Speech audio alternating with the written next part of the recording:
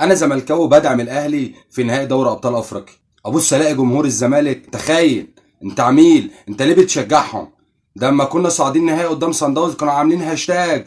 انت ليه يا عم؟ وانا قلت انا بشجعهم؟ انا بدعم الاهلي، بتمنى فوز النادي الاهلي.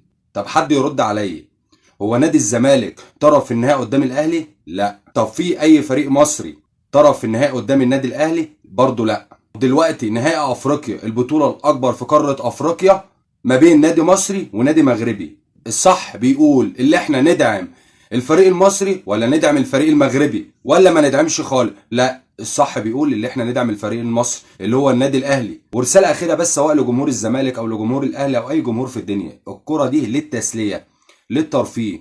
النادي الاهلي بالنسبه لنادي الزمالك منافس وليس عدو. انا ابويا قال لي كلمه زمان: اطلع احسن من اي حد، ما تعاملش حد بمعاملته. غدا ان شاء الله عشاق الكره المستديره على موعد مع نهائي دوري ابطال افريقيا الساعه 9 بتوقيت القاهره. المفارقات الغريبه ما بين الاهلي والوداد ان النادي الاهلي ونادي الوداد تقابلوا في 2 نهائي قبل كده، ونادي الوداد فاز بالنهائيين، النجمتين اللي على علم نادي الوداد عن طريق النادي الاهلي. وهذا هو النهائي الثالث. هل الاهلي ياخذ بالصقر ويفوز بالنهائي الثالث ام الوداد؟ حاليا واحنا بنتكلم دلوقتي النادي الاهلي هو متصدر الدوري المصري، ونادي الوداد هو تاني الدوري المغربي بفارق نقطه واحده. ابرز غيابات نادي الوداد المغربي هو حسين بن عياده. ابرز غيابات النادي الاهلي حارس منتخب مصر محمد الشناوي.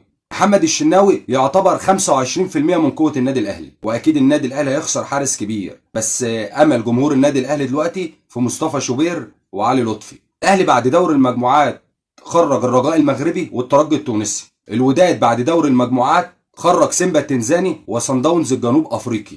الاهلي صعد تاني مجموعته، نادي الوداد المغربي صعد اول مجموعته. افريقيا كلها مستنيه اللقاء ده. كداب اللي يقول لك مش هيتفرج على المباراه القادمه ما بين النادي الاهلي ونادي الوداد في نهائي افريقيا اللي هي بكره، الا فئه قليله اللي هم اساسا الكره بالنسبه لهم عادي. مستوى نادي الاهلي ونادي الوداد مستوى متقارب، الفرقتين اقوياء. الدليل على كده ان النادي الاهلي خرج النادي الرجاء، وكان نادي الرجاء لم يهزم خالص في دوري ابطال افريقيا. الدليل على كده برضو ان نادي الوداد طلع اقوى فرق دوري ابطال افريقيا اللي هي صن داونز. لكن انا ما بشجعش الاهلي، بتمنى فوز النادي الاهلي. انا مشجع لنادي الزمالك.